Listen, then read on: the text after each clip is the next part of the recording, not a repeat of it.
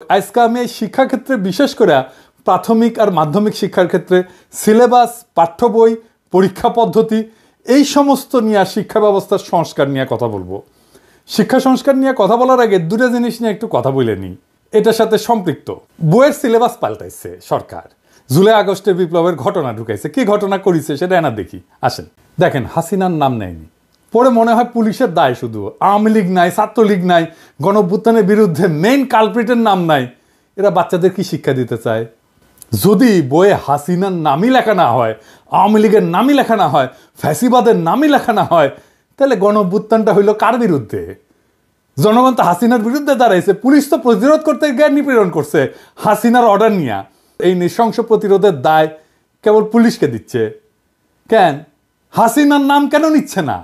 বাচ্চাদের জানা উচিত না হাসিনা জোর করে ক্ষমতায় থাকা এবং তার অপশাসনের বিরুদ্ধে আমরা ফাইট করছি? আমাদেরকে এখনো কারা হাসিনার রাজ্যে রাখতে চাচ্ছে, যে রাজ্যে হাসিনাকে কালপ্রিট বলা যাবে না? তো কে লিখেছে? রাখাল রাহা। ওর আসল নাম সাজ্জাদুল হক। এই এত ইসলামোফোব যে নিজের মুসলমান নামটা পাল্টা এটা হিন্দু নাম নিছে, প্রগতিশীল হয়েছে। যে বইটা দেখালাম এটা পঞ্চম শ্রেণীর বাংলা বই, এখানে যে খুনি ফ্যাসিস্ট হাসিনার নাম লেখা হয়নি তা না।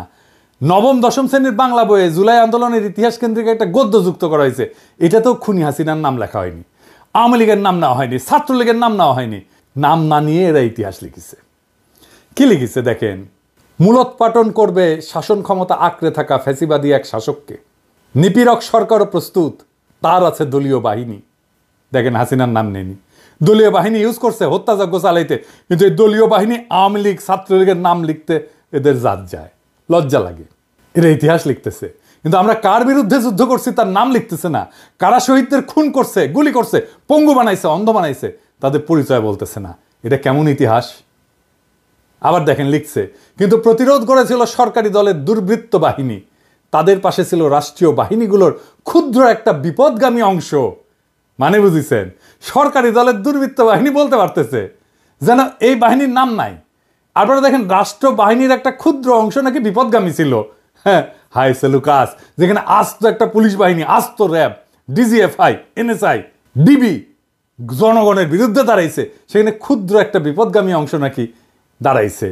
কি কারে ইতিহাসের বিকৃতি বলেন? এই ইতিহাস ঘটার 4-5 মাস না যাইতেই এই ইতিহাস বিকৃতি, তাও গণ অভ্যুত্থানের সরকার ক্ষমতায় থাকা অবস্থায়। পরে কি হবে তাইলে ভাবেন। এই বই রাখালরা ঢুকে দেবেন, হারামজাদা বুদ্ধিজীবী চাইছে। এবার বুঝেছেন তো কেন আমি বাঙ্গু সুশীলগের আর বামদের গেলাই। সিলেবাস নিয়ে হাসিনার আমলে কত কাণ্ড হইতো আপনাদের মনে আছে না? আমি একটার পর একটা এপিসোড করেছি, যে দেখেন কতগুলো এপিসোড করেছি অসঙ্গতিগুলো দেখা দেওয়ার জন্য। সিলেবাস নিয়ে সিরিয়াস কাজ হাতে গোনা বাংলাদেশে কয়েকজন করছে, তার মধ্যে আমি একজন। একবার ঘুণাক্ষরও আমারে কইল না, ভাই আপনার মতামতগুলো কি বলেন, বইগুলো দেখে একটু মতামতগুলো দেন, বলে না। আমি যে খুব জ্ঞানী লোক তা না, কিন্তু আমাকে দেখতে দিলে তো ক্ষতি নাই, তাই না? আমার রিকমেন্ডেশন নিয়েন না, দরকার হইলে একটা মতামত তো ফ্রি পাইতেন, তাই না? রাখালরা যে কাজটা করিচ্ছে, টাকা নিচ্ছে, গাড়িতে ঘুরিচ্ছে, গাড়ি পাইছে একটা ফ্রি, অফিস পাইছে, স্টাফ পাইছে, আমরা তো টাকাও দিতে হতো না।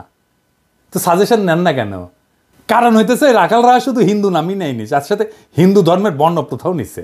আমি তো নমশূদ্র, তাই আমার সাজেশন নিলে জাত যাবে রাখাল রাহার। রাখাল রাহালে কেউ দেখলে জিগায়েন তো, ওই যে ক্ষুদ্রকালে ওর যন্ত্রের যে কর্তৃত্ব চামড়া আছে না আগা, ওটিকে আবার লেগে নিছে নাকি প্লাস্টিক সার্জারি করে। যাই হোক, এখন যেভাবে বই ছাপা হয় সেটা বন্ধ করতে হবে, তাইলে পরিবেশের ক্ষতি কিছুটা কমবে। গাছ কাটতে হবে না এই কাগজ তৈরি করার জন্য, কোনো ছাপা বই থাকবে না। ছাত্রছাত্রীরা ট্যাব পাবে, ট্যাব ট্যাব 1 বছর বইয়ের জন্য প্রত্যেক ছাত্রের পিছনে খরচা হয় প্রায় 500 টাকার মতো। ট্যাবের আয়ুষ্কাল যদি 3 বছর ধরি, তাহলে এই 3 বছরের খরচা মানে 1500 টাকায় বাংলাদেশে একটা উন্নত মানের ট্যাব উৎপাদন করা যাবে, যেটা পড়ালেখা করতে পারবে। চিন্তা করেন কি পরিমাণে কর্মসংস্থান হবে যদি আমরা বাংলাদেশে ট্যাব উৎপাদন করতে পারি। আবার ট্যাবের তো ট্রাবল শুটিং হবে, রক্ষণাবেক্ষণের জন্য নানা উদ্যোগ গড়ে উঠবে, নানা লোক এখানে কাজ করবে। এইটা সব স্কুল মাদ্রাসা একসাথে থাকবে, একটা সেন্ট্রাল ডেটাবেজে ভ্যালিডেটেড চ্যাপ্টার থাকবে, বইয়ের লেখে লেখে ওইখানে ভ্যালিডেটেড চ্যাপ্টার একটা স্টোর করা হবে আর্কাইভে। ওই আর্কাইভে চ্যাপ্টারগুলো থাকবে, বইগুলো লিখবে স্কুল আর মাদ্রাসার শিক্ষকেরা, ভ্যালিডেট করবে একটা বোর্ড। সংশ্লিষ্ট স্কুল বা মাদ্রাসার নিজের বই বা নিজের মডিউল সেন্ট্রাল ডেটাবেস থেকে, ওই আর্কাইভ থেকে চ্যাপ্টার দিয়ে নিজেরাই তৈরি করে নেবে ইলেকট্রনিক্যালি, বলবে এই আমার বই এই চ্যাপ্টারগুলো থাকবে, ব্যাস বই তৈরি হয়ে গেল। ওটা ডাউনলোড করে নেবে ছাত্ররা। এটা সুবিধা হচ্ছে স্থানীয় ভিত্তিতে নিজস্ব সিলেবাস তৈরি হবে। ধরেন আমি একটা এক্সাম্পল দিই, ময়মনসিংহ, রাজশাহী, চাঁপাইনবাবগঞ্জ, পাবনা, বগুড়া, কুড়িগ্রাম, গাইবান্ধা এই সমস্ত অঞ্চলে একটা বিশেষ রোগ হয়, জানেন, খুব খতরনাক রোগ হয়, এর নাম হইতেছে কালাজ্বর। এইখানে কালাজ্বরের কিভাবে প্রতিরোধ করা যায়, কালাজ্বরের রুগীকে কিভাবে আইডেন্টিফাই করা যায়, সেই বিষয়গুলো যদি ওই অঞ্চলের বইগুলোতে থাকে, তাইলে চিন্তা করেন ওই অঞ্চলের ছেলে মেয়েগুলো যায় না উঠবে কিভাবে এই রোগটাকে সামলানো যায়। স্থানীয় অঞ্চলের সংস্কৃতি স্থানীয় স্কুলে পড়ানো হবে। ধরা যাক ময়মনসিংহ গীতিকা, এটা পড়ানো হবে ময়মনসিংহ অঞ্চলের স্কুলগুলোতে। লবণাক্ততা, এটা থেকে বাঁচার উপায়, এটা পড়ানো হবে উপকূল অঞ্চলে। চাঁপাইনবাবগঞ্জে পড়ানো হবে গম্ভীরা, স্থানীয় সংস্কৃতি। কালাইয়ের রুটি, পার্বত্য চট্টগ্রামে ম্যালেরিয়া পড়ানো হবে। অত্যন্ত রিচ কারিকুলাম তৈরি করতে পারবো আমরা। স্কুলের শিক্ষক আর স্থানীয় স্কুল কমিটি তাদের বই ঠিক করে নেবে। বইয়ের সাথে সাথে কয়েক হাজার প্রশ্নও তৈরি করা থাকবে। এই প্রশ্ন করার জন্য কোনো ঝামেলার দরকার নাই। চ্যাটজিপিটিতে বইটা আপলোড করে দিয়ে বললেই হবে এই বই থেকে 2000 প্রশ্ন তৈরি করে দাও, উত্তরও তৈরি করে দাও, তাইলে তারা প্রশ্ন তৈরি করে দেবে, উত্তরও তৈরি করে দেবে। বইয়ের চ্যাপ্টারের ভ্যালিডিটি থাকবে 3 বছর। প্রত্যেক বছর এই আর্কাইভে নতুন নতুন চ্যাপ্টার তৈরি হবে আর যুক্ত হবে। স্কুলে স্কুলে কম্পিটিশন হবে বইয়ের চ্যাপ্টার লেখার জন্য ছাত্রদের মধ্যে। ছাত্ররাই লিখবে নিজেদের বইয়ের চ্যাপ্টার। ক্লাস 9-এর ছাত্ররা তো অবশ্যই ক্লাস 8-এর ছাত্র বই লিখতে পারবে, তাই না? আমরা সেরা চ্যাপ্টারগুলো সারা দেশ থেকে বের করে নিয়ে এসে আর্কাইভে রাখবো। সারা দেশে স্কুল ছাত্ররা যদি লেখে, তার মধ্যে থেকে আমরা নিশ্চয়ই 10-12টা ভালো চ্যাপ্টার পাবো যারা ভালো লিখছে। প্রত্যেক চ্যাপ্টারের জন্য অনলাইন টিচিং মডিউল তৈরি করব অনলাইনে। সেইখান থেকে মূলত শিখবে ছাত্ররা। আমাদের কোয়ালিটি শিক্ষকের সমস্যা কমবে, একজন লক্ষ লক্ষ ছাত্রকে পড়াইতে পারবে। সেরা শিক্ষকেরা টিচিং মডিউল তৈরি করবে। সারা দেশে একই রকমের শিক্ষার মান নিশ্চিত হবে।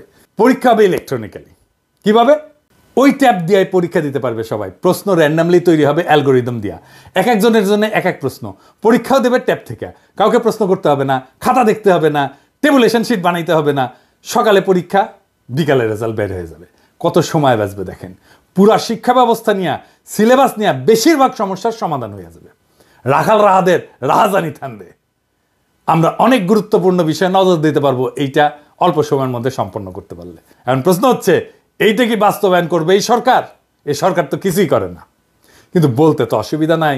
আমাদের স্বপ্নটা জাগায় রাখতে হবে, আমাদের জাতিকে বুঝাইতে হবে আমাদের সম্ভাবনাটা কত বিশাল। আমাদের সমস্যা যাই থাক, তার সৃজনশীল সমাধান আছে। একদিন না হয় একদিন এই সমাধান বাস্তবায়িত হবে। ততদিন স্বপ্নকে জাগায় রাখতে হবে আমাদের। আমরা স্বপ্ন দেখি এমন এক বাংলাদেশে যেখানে শিক্ষার জন্য অপেক্ষা করতে হয় না, যেখানে পাঠ্য বই বিতরণে অব্যবস্থাপনার শিকার হইতে হয় না। আমরা স্বপ্ন দেখি এমন একটা শিক্ষা ব্যবস্থা যা শুধু জীবিকা অর্জনের পথ দেখায় না, বরং সৃজনশীলতা, উদ্ভাবনী শক্তি এবং আত্মমর্যাদা জাগায় তোলে। আমাদের স্বপ্ন একটা বিপ্লবের, সৃজনশীল বিপ্লবের। এই বিপ্লব কোনো বন্দুকের গুলিতে না, কোনো আন্দোলনে না, কোনো প্রতিবাদের মিছিলে না। এটা হবে আমাদের চিন্তায়, আমাদের দৃষ্টিভঙ্গিতে, আমাদের কর্মের মাধ্যমে বিপ্লব। আমরা বিশ্বাস করি প্রত্যেকটা শিশু একটা সম্ভাবনার প্রদীপ। আমাদের কাজ সেই প্রদীপের আলোকে জ্বালানো।